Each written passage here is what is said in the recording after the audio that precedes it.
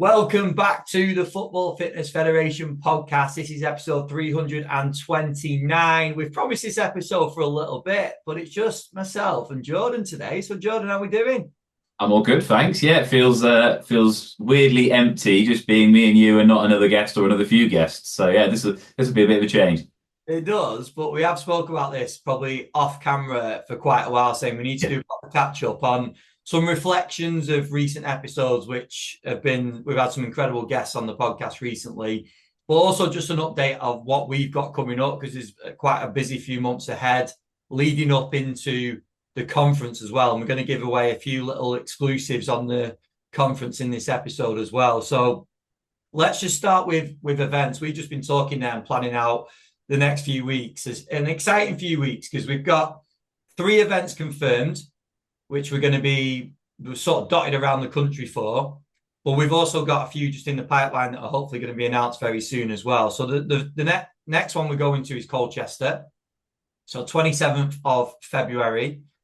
Colchester events have gone down very well, haven't they, previously? I know you've done the last couple of events, but attendee-wise, we've had a lot of different clubs represented.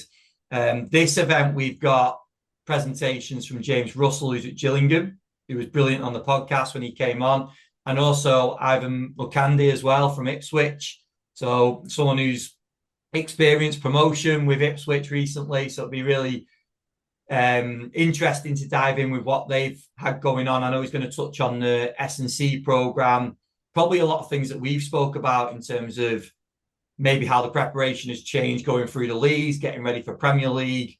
So a real good opportunity to ask a Premier League practitioner how they're preparing for modern day demands.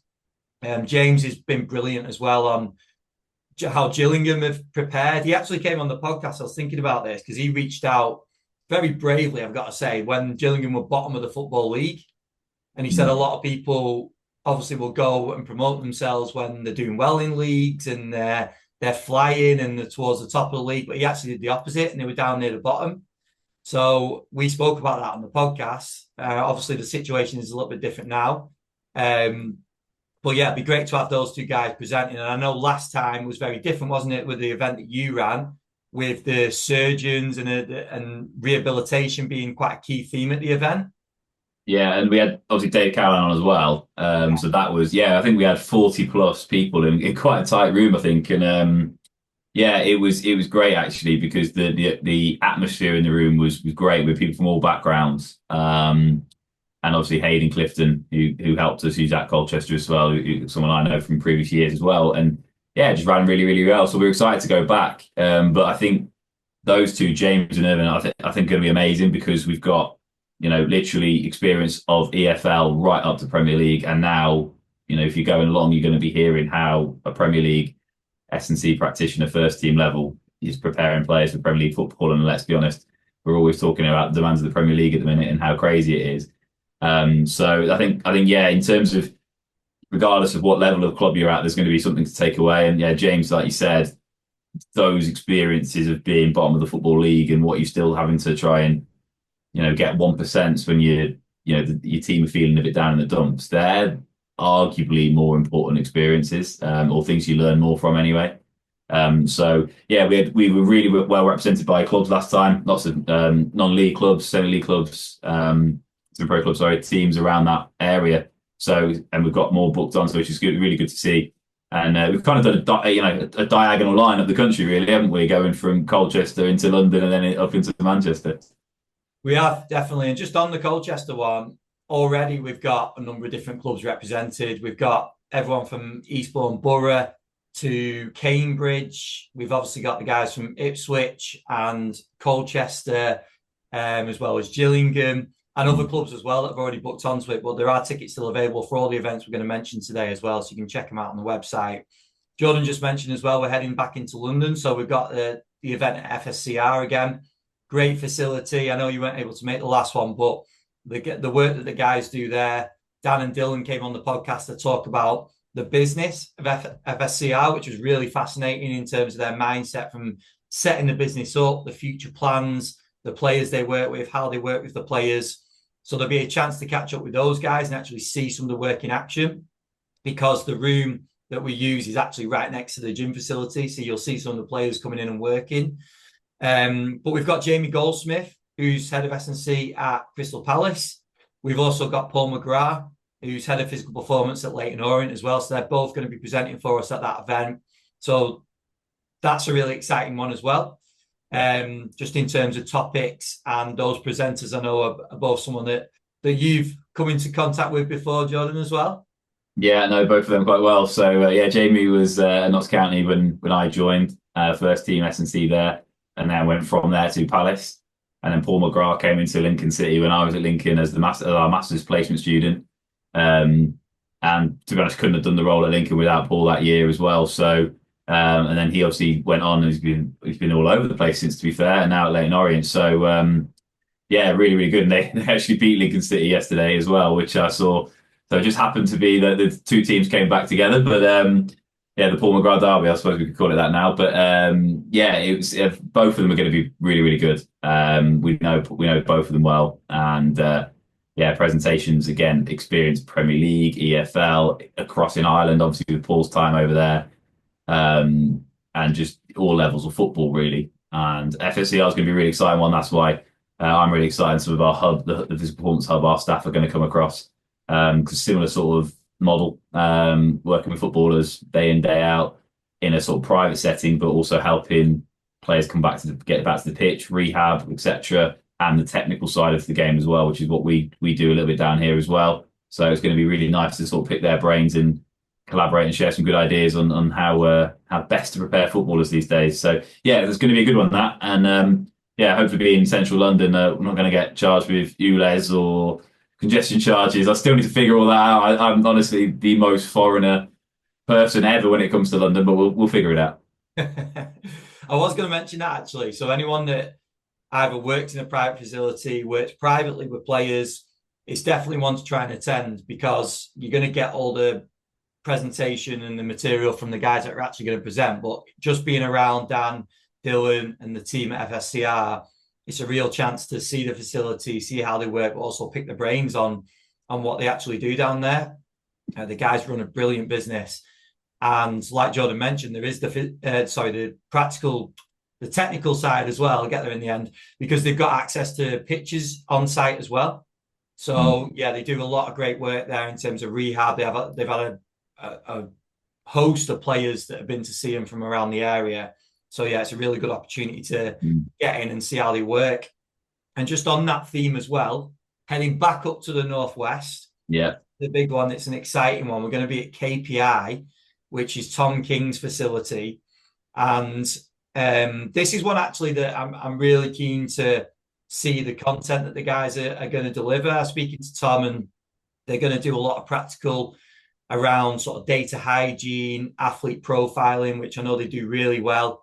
I don't want to give too much away, because he sort of talked to me how they're going to run the evening, and it's going to be a really, really good chance to upskill as a practitioner and maybe question some of the work that you do, especially around profiling. Yeah. And I won't give too much away past that point, but what I would say is it's definitely one not to miss. These presentations from all the events will be available on the community, but if you can make it to the events, it'll be a different experience for you as well. Anyone that's listening that hasn't been to one of our events, a big part of it is the networking side, is for you to come and meet people and get into conversations about maybe what you want to do, your next steps in your career, take away some experiences from other coaches that are going to be there as well. So as much as you can get access to the presentations, like the presentations at KPI we're going to capture, you will miss out on the sort of practical side that the guys will be delivering as well.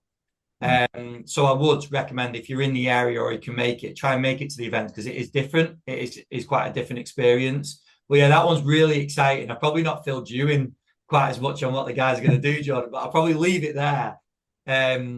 Because yeah, it's going to be a good one. And the way they're going to structure it is going to be quite different to how we've done it before, but there is going to be quite a lot of practical involved. The facility, if you go and check the facility out that the guys run, again, similar to FSCR, super professional facility, get some great players going, seeing them on a regular basis. But the sort of screening, monitoring and profiling that the guys do in the facility is second to none. And that is also linked in with one of our podcast sponsors, which is Metrics. And Tom will be open to speak about Metrics as well in terms of what they're doing as a company. But yeah, it's definitely going to be making waves in the industry in terms of what they're doing on that side of things, as well as the sort of small group one-to-one setup that they have at KPI as well. Yeah, no, it's going to be a good one. And just going back to what you're saying in terms of the networking opportunities of events like that one, James Russell poignantly spoke really well that they've hired placement students and people who have now gone on to have roles at the club off the back of meeting them at one of our network meetings, haven't they? And you know, as a student, it's a no-brainer. If you are a student and you are final year of uni, or you just graduate and going into your masters, whatever it might be, if you're getting yourselves into these rooms with other practitioners from the clubs of all levels, it's going to open a door, and it's going to just put a name to a face. And then when you want to get in touch with them, or you just say, "Oh, actually, can I come in and shadow and get some experience?" They go, "Oh yeah, mate, you're at the football fitness meeting, brilliant. In you come, yeah, we'll give you a couple of weeks of experience or whatever it might be." So we've seen it, now this has been brilliant that we've been running these for long enough that people are literally landing roles in the industry off the back of coming to one of the network meetings, and that's really cool. That's a great feeling. So hopefully we can help a few more do that. Yeah, and just on the back of that as well, obviously we speak a lot about students and coaches in the early career or early stages of the career, but I also think and Dave spoke about this at Colchester, Yeah, the late career coaches or mid-stage career, it's equally as beneficial because, like I said, you could sit back and take in the content on the community. You could watch back presentations. There's so much content on there already that you can sit and take in. But for me, the face-to-face environment, coming to the event or as many events as you can, it's different, and you'll get a different experience without doubt. So I would urge people to come out, and this is where I think it's changed a little bit. I can't remember who I was talking to the other day, but speaking to someone about this sort of stuff since COVID, people have become very, very at ease with doing this. Yes. Behind a laptop screen or computer screen and sort of absorbing information, which is fine. And the world we live in now is great that we can do this, but actually getting out, the podcast we've just done with Mark Laws, it finds the importance of soft skills and you having conversations. So that's where you're going to get it from, is those face-to-face communication and conversations. And the way we run the events as well, for anyone that hasn't been, we try and make it as effective as possible for you to try and create as many relationships as possible within those few hours that we're together. So as well as watching presenters, the amazing presenters that we've had on the event so far, you get to watch them. You also hopefully take away a lot of good contacts as well. I like what you mentioned about James. If that then means you putting a job up, Jordan, and me coming in for the interview, and you go, and actually, I recognise you from coming to the Colchester event. What was it? What team were you at? And it just opens up that conversation rather than just being a complete stranger. Yeah. So, yeah, I think there's big benefits to actually coming out to the events as well. So I do urge people, obviously, we might not be in your area. I understand that completely. And that's where the recordings of the presentations work so well. Because if you're not in London, you can't make it to London, you'll still get access. But if you are, have a look on the website, see what's coming up, because hopefully we'll have one reasonably close to you soon as well. Yeah. So yeah, there's the three that we've got coming up. We've got Colchester, so that's 27th of February. We've then got FSCR on the 10th of February. Let me just double check that is the right date. Sorry, the 6th of March. What am I talking about? 10th of February, actually already gone. I was speaking about it. Hang on. Yeah. 6th of March is FSCR. And then we've also got the KPI event. That's the 27th of March. So yeah, they're the three events that we've got booked so far. But we have got a couple that are very close to being confirmed very soon. And I'll let you in on a little secret. We might be north of the border very soon as well. So Scottish coaches, keep an eye out, because we might have one coming up to you guys very soon, which again, everything we've done up there has been really well received. And I know there's some great work being done, so it'd be great to get back up there, hopefully soon too. The other thing, Jordan, which we wanted to catch up on is recent podcasts, because we sort of get in the zone of recording these podcasts, putting them out. We speak and we catch up about them, but we don't take much time to reflect before we move on to the next podcast. The next one's recorded. And I don't know about you, but I've taken so much from some of these recent episodes with people, like the last one with Matt Laws, which we will be recording a part 2 of, by the way. I thought it just added so much flesh to the bones that we've spoke about around sort of soft skill development. We've talked about the importance of it. Loads of people they reference it all the time. Yeah. Mark actually spoke about obviously the feedback from players, and he gave some really good pointers on how to go about that, how to speak to players, how not to speak to players, some of the lessons that he's learned across his career. So I thought that was really, really beneficial for people to hear. Yeah. I just think it's smart as well. Like it's like us not being always having as much time to reflect on podcast episodes. We've said it before about the power of reflection in a role, if you're day-to-day in football, whatever it is. It's so thick and fast, you sometimes don't have time to just sit down and reflect. But it's the same with what Mark was talking about in terms of actually getting feedback on how players view you as a practitioner, because you just going for, your day-to-day, it might be, meeting them, quick bit of pre-activation, warm-up session, any post-session work, lunch, gym, or gym, then lunch. And then before you know it, you're doing GPS data. And then before you know it, you're having a team meeting. Before you know it, you're out the door. And you've not actually gone back to any of the players and said, actually, how did you find the warm-up, lads? Or things like that. And so actually to kind of get it in writing and to put that, like you were talking about, putting the questionnaire out to the players that you work with. And I love the fact that it wasn't just players currently at the club. It was players that had come in on loan or gone out on loan, or players that had moved on, like from last season. So literally players across all the leagues, really well represented, to then kind of say, oh, well, I really like the way you do this. I respond well to when you do this sort of a warm-up, or I feel better when you do this. That's like golden information, because we could quite easily fall into the trap of going day to day working with players, going, yeah, I'm doing all right. That's a good warm up. They love it when they do that one. And realistically, the players might be thinking, oh, I just go through the motions because I know it so well now. You do it 3 times a week, so we just kind of go through the motions, and you go, I need to change that then. And you'd never know. You might figure it, might clock it eventually, but you might waste 3 months until you clock it, and you could have actually cut it and nipped it in the bud 3 months earlier and actually got onto some better work or progressed them onto another level or whatever it might be. So that level of feedback from the people you're trying to train, I think, is really important. So that's a really good episode, and part 2 is going to be interesting as well. Yeah, because obviously part 1 was diving more into the way he communicates and him as a person, which there was some key takeaways from. Part 2 will be more around the actual technician. So in terms of how he delivers pitch work, how he delivers gym work. We'll be diving into that as well. The one thing I'd say to try and listen out for on that episode as well is he's got his task of designing 6 warm-ups within one. So talking about when he goes to watch games, getting to games early, watching coaches set up the actual structure of the pitch before the game. He then writes it down. He then talks about what he would do with that structure. So literally where the cones are lying, what he'd do within that structure, where the balls are. Then he obviously jots down what they actually do, but he's doing this on both sides of the pitch as well with the 2 teams.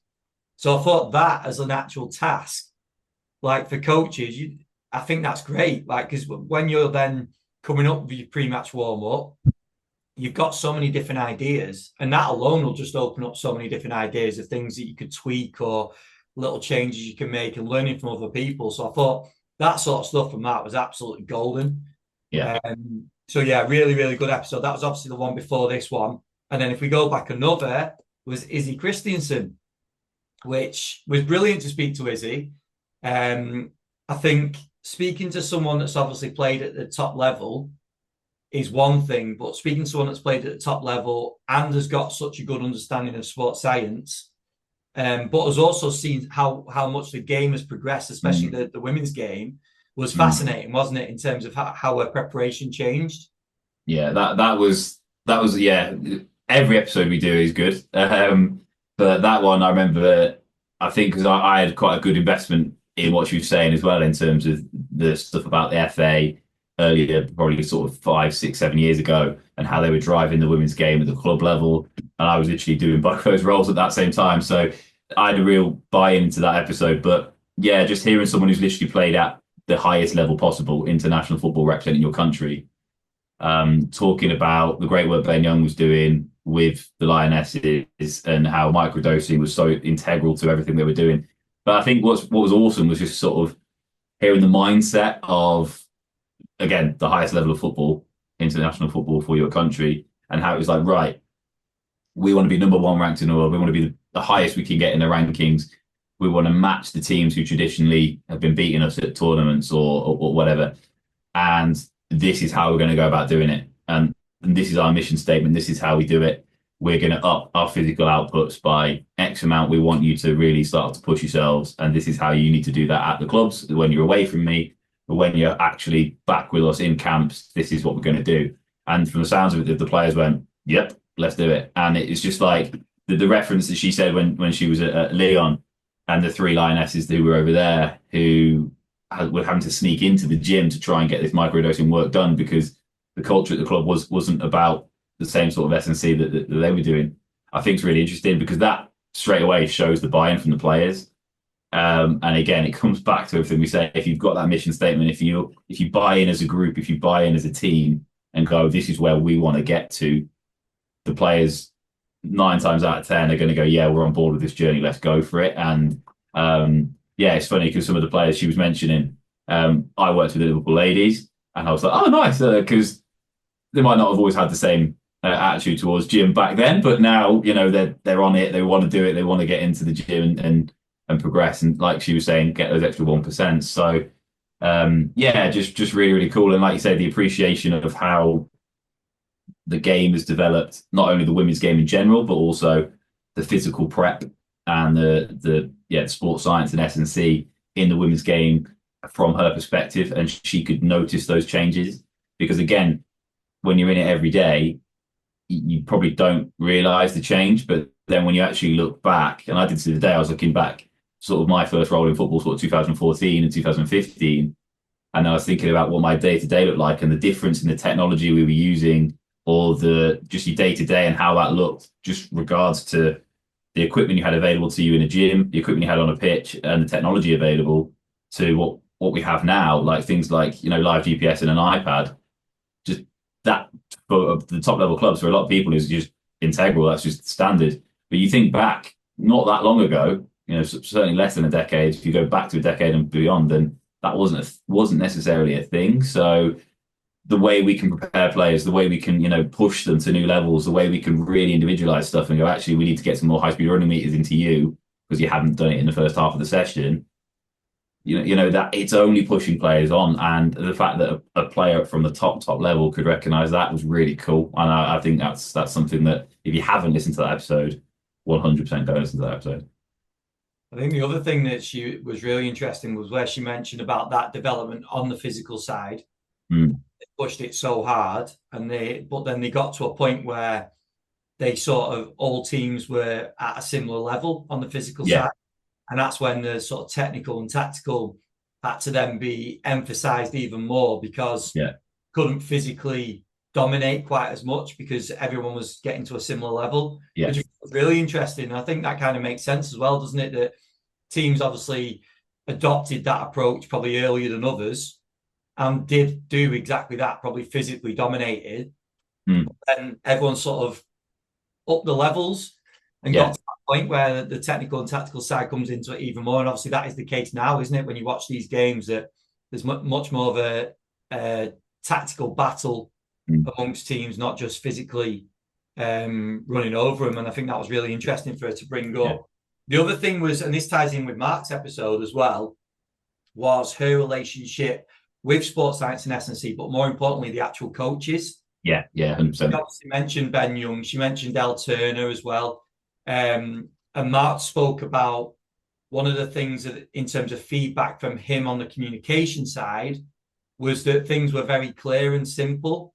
Yeah. And I think that sort of crosses over with what Izzy was saying in terms of keeping things really simple, being consistent, being honest with players as well.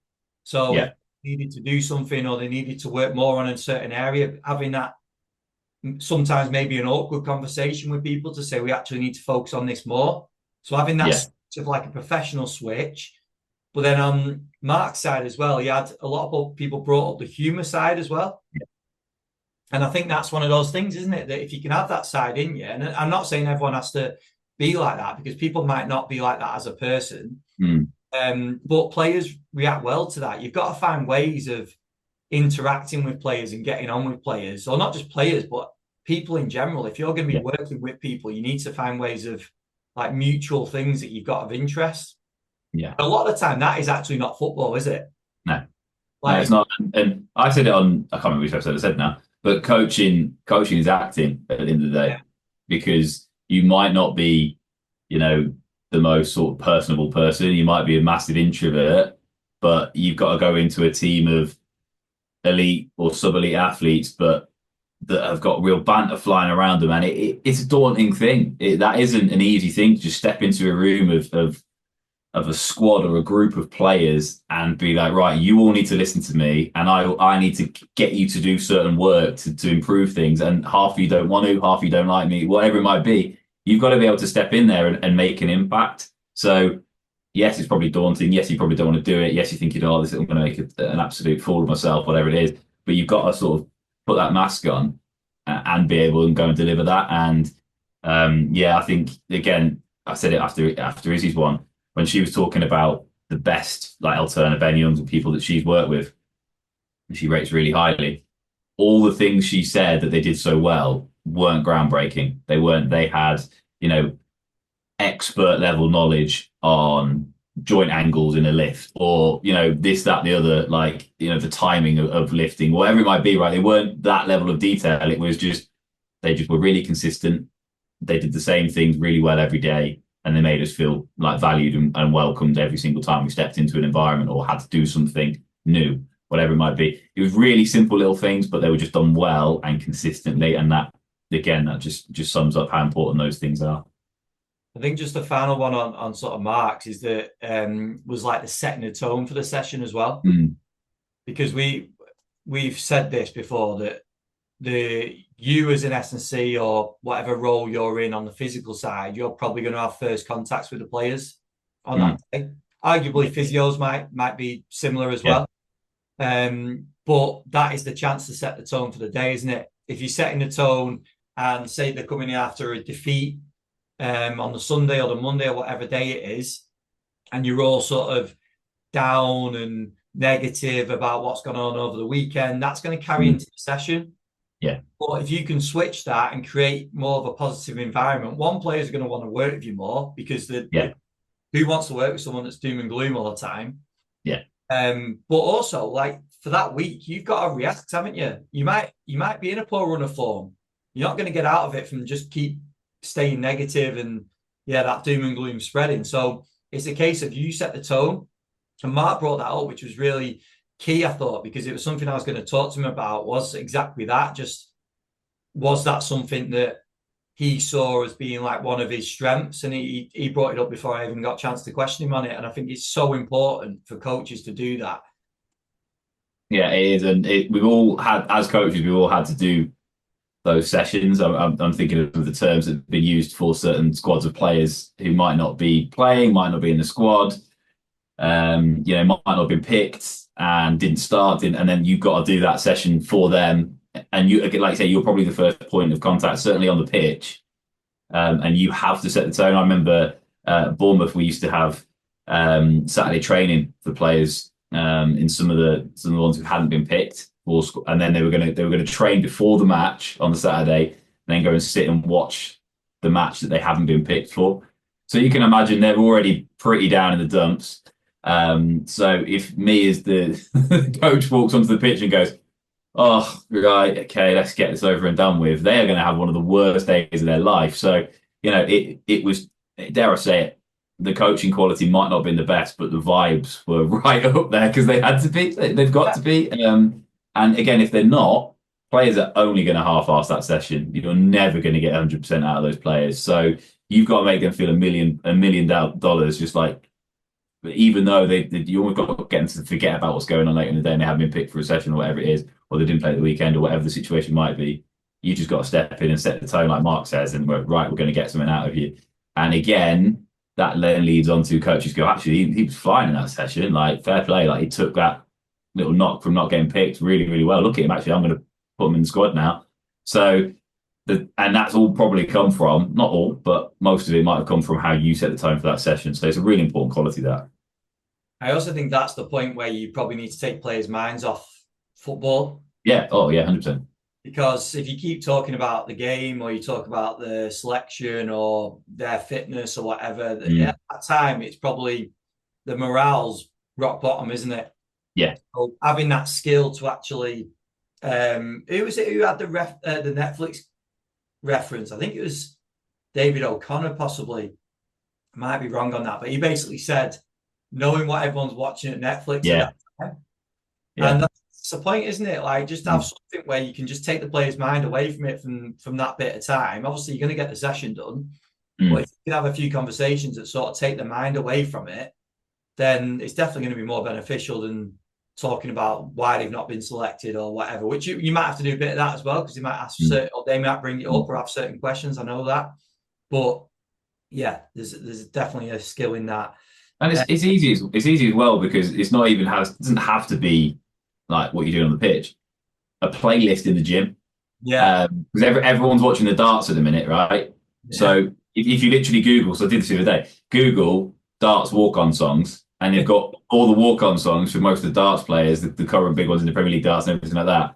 Stick that on and try and put it so that the famous ones come out first, etc. And already like, oh yeah, you'll be watching the darts, and you're not talking about football, like, and it's just from a playlist on Spotify that you put on in the gym. So there's easy ways of doing it, and you just, like you say, take their minds off the game sometimes, because footballers, that is their life. So sometimes they just want to, escape it a little bit. Yeah, we've actually got a darts physical performance coach coming on soon. just a few muscle groups constantly, yeah, shoulder to arm, yeah. All right, maybe not darts, but what we did have. Watch this transition. We did have Formula One. We did. So very different athletes, but yeah. Similar demands. That's one. But yeah, no, Ben's was amazing, wasn't it? Because it was a very different focus in terms of the content, because I'm pretty sure you and I both learned quite a lot in terms of the actual demands of Formula One and how it works. I know you know more than me, definitely. But I think just talking about different sports sometimes and how they actually operate. Obviously, Ben's very much one-on-one with the driver, not just in sessions, in life. Like, he's spending so much time with this person. So when we're speaking about relationships and communication, like, it's the ultimate test, isn't it? Because if they don't get on with you, well, it's not a case of that, is it? Because they're just going to find someone else. Yeah. But yeah, I thought that was fascinating, just in terms of how they operate. The fact that you've literally got one athlete that you're preparing for, then you add in the travel demands, the actual demands of the race, the forces that are being put on that athlete. All of that is amazingly impressive. But I think just one of the biggest things for me was that, from obviously being in football and being around a lot of different personalities and all the rest of it, then just taking yourself to that one person all the time. That's got to be testing in itself, hasn't it? Yeah, 100%. And I referenced it in, obviously, the episode. But if you haven't watched Drive to Survive, and you've got if you're not an F1 person and you've got no reference to go off, Drive to Survive gives you a real good insight into it. And that's why I was trying to question you on it. Again, he lives it. So what you see on Drive to Survive is probably literally the highlights. But you do start to get those snapshots, like you were saying, in terms of the demands. Like, what I love is, obviously, they weigh the drivers before and after the race, like you can with hydration levels in pre-season and stuff for footballers. But the level, they are dripping. Some of the night races that they have to do in sort of Asia and stuff like that, the humidity is so high, and you have got a very powerful engine right behind you in a very small cockpit, and you're in, thick overalls, fireproof overalls. They are coming out and they take the helmet off and they are absolutely dripping. Plus the G-force that he's talking about, yeah. Plus the concentration level, the cognitive load that I just think. And he said in terms of their average sort of 160 to 180 BPM, I think he said, or maybe 160 to 170 BPM throughout a race, 50 plus laps, is mental at that speed, with literally life or death speeds, through the G-force, through the heat, through the noise, through the vibration, through the concentration. You're going, Jesus, like that is a next level athlete right there. And again, it puts a little bit into context that footballers are cognitively switched on and they are drained at the end of games, as we know, and the physical demand they go through. But at least if they accelerate down the line and don't stop in time, they run into an advertising board and they can probably stop themselves. They're not running into a barrier of tires at 200 plus miles an hour. So it's a little bit different, but it just the load that the driver's going through is crazy. And Ben, gave a great insight into that. And again, what we can learn from that is that actually, crikey, the human body is pretty amazing. But then from the FMC point of view, like you say, because I know Ben from way back, he was the year before me at the Southampton placement, and the year above me at uni, and that's where it all came about. And then went on to work at other clubs as well. To transition from a football environment to that, like you say, is a big old difference. But there's no secret that it needs soft skills. It needs personal skills. He's with Pierre Gasly, who's the driver he works with all the time. He's with him nearly 24/7. And he's got a young kid on the way now as Ben. So, in fact, born now actually. So congrats to them. So he's going to be a busy man, and timed really well because it is actually in the break now with the F1 season. So he's timed that well. So yeah, but congrats to them, and good luck with that, because that travel demand, like you say, is going to be crazy. So with a youngster to look after now as well. But yeah, really, really good episode. Would highly encourage again people to go and listen to that, even if you're not interested in F1, just to really see some of the different sports and the different angles that you get to see. Yeah, I think it's something that we will keep in on the podcast as well. Is trying to get guests Ben's great because he's got the experience of football as well. Yeah.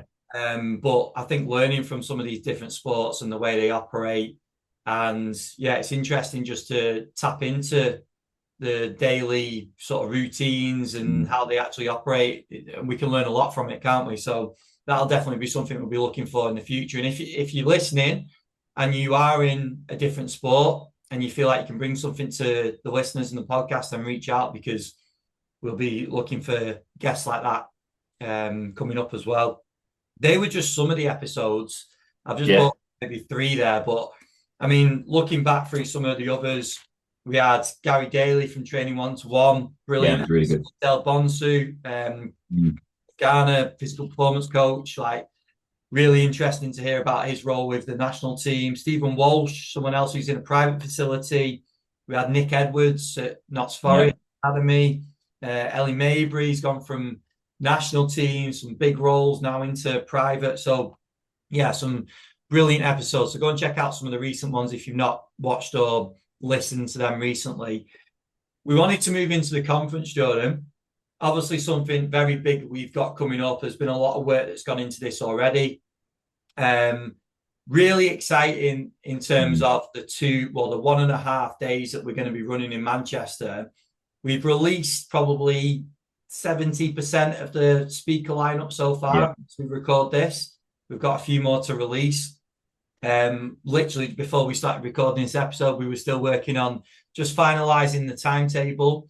But we want to try and do this a little bit differently, don't we, to a lot of other conferences. We want to try and make it a real experience for people to come to take away loads of great information from the presentations, but also tie into the networking side as well. Yeah.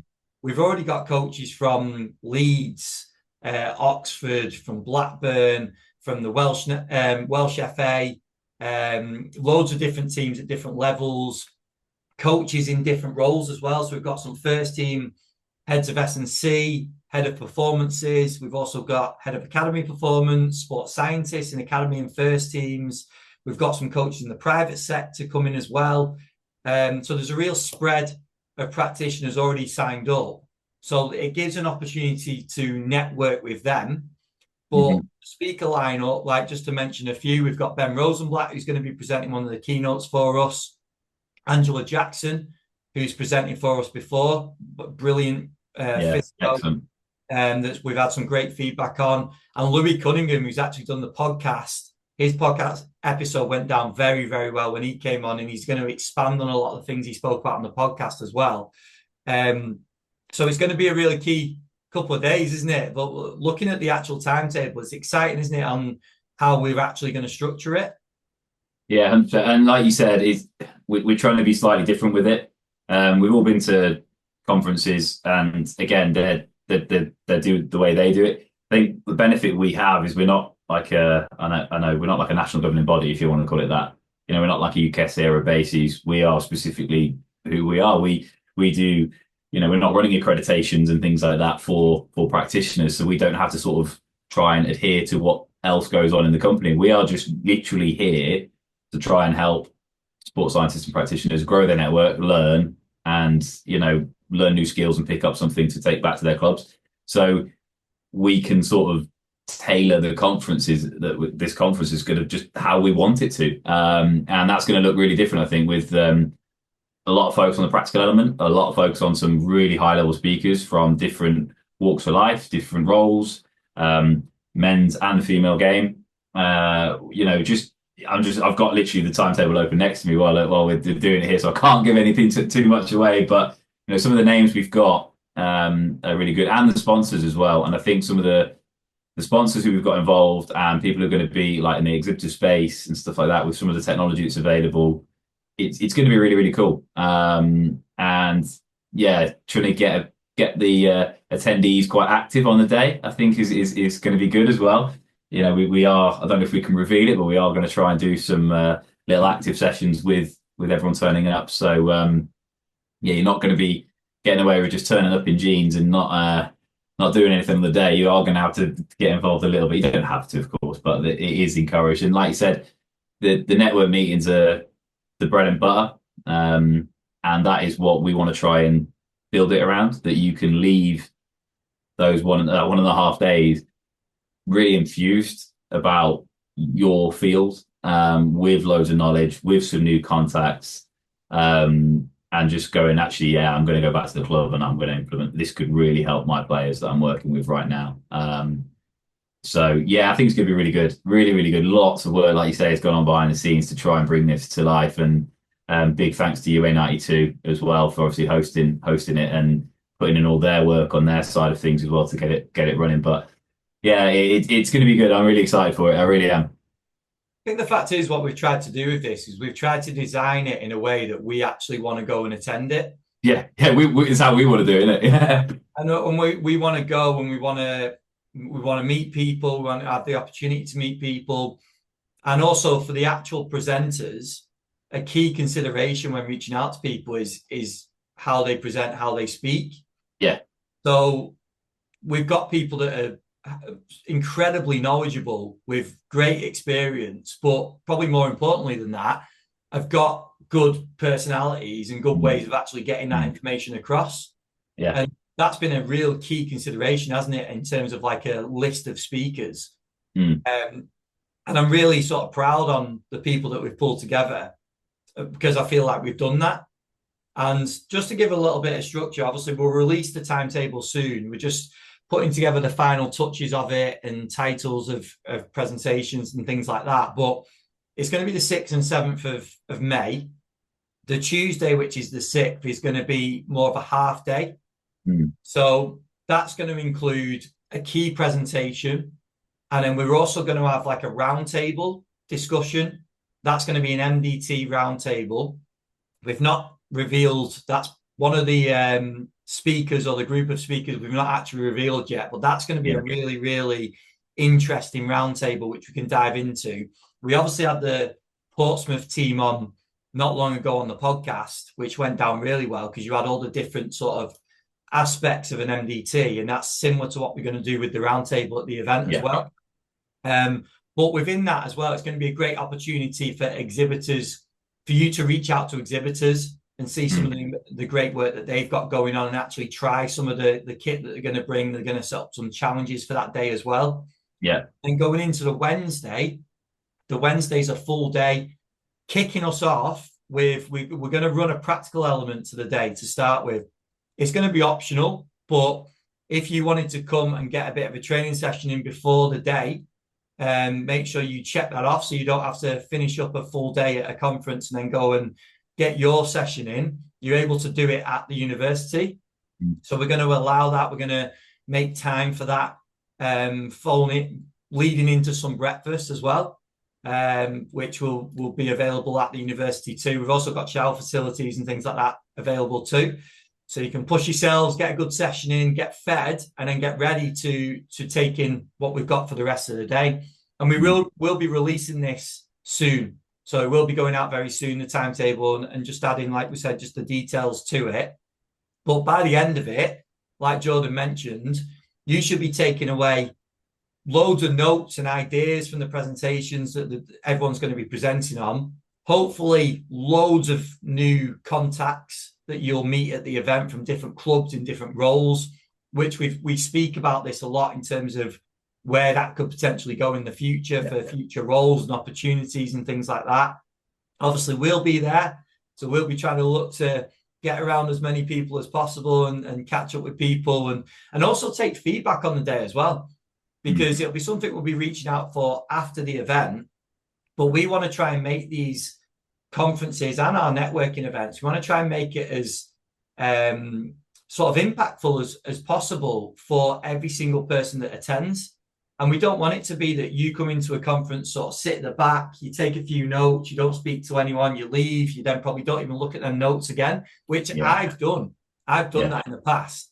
I don't think that's that beneficial, to be honest. No, I agree. I think it's more beneficial to go to meet people, to watch presentations, be involved in the presentations, actually get a proper experience, which is what we want to set up. And just to echo what Jordan said, the team at UA92 have been absolutely first class in terms of, well, the facilities for one, which I'm really excited for people to see, but just the way they operate, the sort of innovative approach they're taking to things, which is exactly what we want to do as well. So Owen, Lawrence, and everyone that's been involved so far at UA90, I've got to thank them all because they've been absolutely first class. Yeah, it's going to be. I don't think you hit it on the head. The facilities themselves are going to be really cool, and the practical element within gym facilities and stuff like that. You know, so I think some of the best conferences I've been to are ones that have a practical element because, again, if we were involved as a physical performance coach, sports scientist, S&C coach, chances are we're going to have a practical element in our day-to-day jobs. So watching good practitioners, top-level practitioners, present practically on a topic which is relevant to you is going to be really beneficial. So the facilities are going to allow that. And then obviously we're going to have the auditorium is cracking as well. So to be able to pick up, detail from, I'm not going to reveal who, but I'm just looking at some of the topics that we're going to have on there. We're looking at growth and maturation experts, force development experts, change of direction, goalkeeper specific stuff, ACL work, like I said, the MDT stuff that's gone down really, really well with the Pompey episode, like you say. And literally there is something for everyone. There is physio-based work, there is sports therapists, there is sports scientists, there is nutritionists, there is physical performance coaches, there is academy-based, there's first team, there is women's football, there is men's football. We're trying to cover every topic here. And yeah, it's pretty special. So it's taking a long time to put it all together, but it will be worth it, I'm pretty sure. And the other one to mention, actually, we've obviously got the roundtable on the first day. We're also going to wrap things up with the roundtable on the second day. Yeah. It's going to be really, really, I think that one alone, in terms of the experience of the people that are going to be sat on in that part of that roundtable, the roles they've been in, some of the topics that will open up in that, and obviously you'll all have a chance to ask questions within that as well. I think that's going to be so beneficial for people So that just a little sneak peek. That's going to be based on anyone working in the EFL. That's going to be pretty beneficial for you. There's going to be some people there that you can take a lot from. So yeah, like Jordan said, the people that have signed up so far, it's been a really nice spread of teams from different leagues, but also more importantly, different roles. Yeah. Loads of academy, first team, real mixes of sort of age groups that they're working with across male and female, the female game. And that's what we wanted to do with this conference. We didn't want to niche down in terms of a topic, which I know some do, which is cool. We wanted to try and make this as broad as possible. But on the day as well, on the Wednesday, you're going to have the opportunity to sort of select your route for the day. Yeah. So we're going to have some presentations and practicals that are going to be running alongside each other. So you'll get the opportunity to select which presentation you want to go to, which you might want to take more of. So there's going to be a few different topics, a few different routes that you can take on the day, which hopefully will mean you can sort of personalize your journey more. We have got the keynotes, which we're hopefully going to bring everyone back together for. But yeah, there's going to be loads going on the day. Loads of good opportunities for you to connect with people as well, because that's another thing that we're wary of within a day like this. If we're too back to back in terms of presentations, it's quite hard to get that opportunity to catch up with people. And we want to try and allow that as well, because that's a big part of what we do and what we believe in, and the sort of strength behind that. So you are going to have a good opportunity for that too. But that's where I encourage people to try and get to the morning as well, because get that session in. If you don't want to get the session in, you can come, you can still engage with people, get that bit of food and coffee and stuff in the morning, which leads you into the day then. So yeah, it's really exciting. As you can probably tell the way we're speaking about it, the more we reveal, the sort of more real it gets. And I'm just buzzing for it. I think it'd be a really, really good couple of days. Obviously with it being in Manchester as well, the best city in the world. I know you agree, Jordan. No comment. So yeah, no, but all for in terms of tickets and availability, we've mentioned the events, we've mentioned the conference. All the tickets and everything are available on the website. So go to footballfitfed.com, click the shop tab, and then you can check out the conference tickets there. You can also check out the networking events tab. That'll take you through to all the events we've got coming up. Also on the conference, if you and your team or a team of coaches are looking to come, drop us an email, which is mail@footballfitfed.com, because we have got some team discounts available as well. So if there are a few practitioners that are looking to come from the same club, then let us know, and we will look at sending over some more details around the pricing that you can get available for that as well. So I know we've already got some booked from the same clubs, which is great to see. But I know there's some that haven't got the tickets yet that are hopefully going to be joining us. So if that is the case, reach out and let me know, and then we'll sort something out. But yeah, Jordan, anything else? I feel like we've absolutely flown through that. Loads of stuff. There's so much on the conference that we could reveal. I think that the main thing for me is like you get out what you put in these sorts of environments. Like you say, we're very guilty of going along to conferences sometimes because we need the CPD points or whatever it might be for the accreditations, etc. And you go along and you take a few notes and you go back to your club or back to your role or back to your facility, and you never look at those notes again.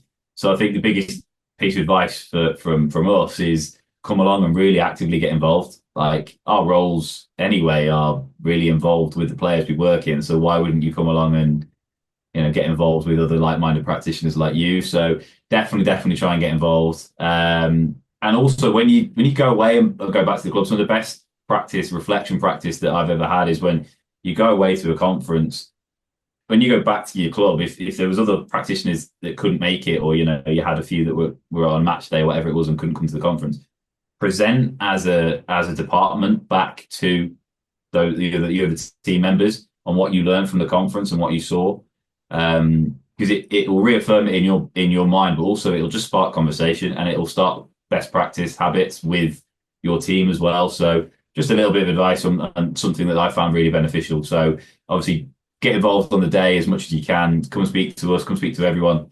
We're going to have a good team there with us as well. And then, yeah, when you go back, tell people, present, say, this is what I learned on the day. This is what we learned with the practicals. This is what we learned with some of the talks. This is what we learned from the round tables, etc. So, yeah, make the most of it. Yeah. Yeah, I think that's a great bit of advice. And I think that's always a sign of a good event, isn't it? That when you go back to your environment, one, you sort of feel recharged, don't you? And you feel like you've Yeah, got you do. 1,000 ideas that you could sort of implement. And I think that'll be an aim of what we want. We want to send people back to their environments and hopefully give them that buzz. But you're right, having those sort of presenting back to staff or meetings or whatever after it, and we'll hopefully do, well, not hopefully, we'll do a wrap up of it after it as well in terms of a podcast episode. So we'll hopefully cover loads of the things that we took away from it. And I haven't mentioned this yet, but we are actually recording it for the community as well. So all the presentations from the day will be recorded. Like I mentioned before, you will get a different experience from coming to it. So that's not to say just sit at home and take it in, but come to the event. But then if that was something that you wanted available for your staff or whoever it is afterwards, it's all going to be available on the community as well. So if there was something in particular that you thought, oh, Louis' presentation was great, I'd love to show the staff, it will be available. And that's for our community members. So yeah, you can go and check that out as well. But no, I think we've covered quite a bit there, Jordan. Upcoming events, the recent podcasts. We said a while ago we wanted to try and get more of these episodes in with the two of us, and hopefully we'll try and get a few more of these coming soon as well. We've got some cool guests coming in again on the podcast as well. A really good lineup, which will be great. Some of previous guests are coming back. Two of which have a very big guest now, I've got to say. So that's really exciting. So keep an eye out for some future episodes, and also, like always, make sure to check out the sponsors. They make this podcast happen. So that is the Good Prep, Hytro, Walking Dynamics, Metrics, and also Bridge Athletic. Go and give the guys a follow. Check out some of the work they've got going on, because they really do support us with what we do here. So Jordan, if that is everything that we've got to discuss, I've got to thank you again for your time. We're recording on a Sunday, by the way, so I really appreciate you giving up the time. No worries. And getting this one in, and we will catch up in the next episode. We will indeed. Yeah, look forward to it, and see you soon.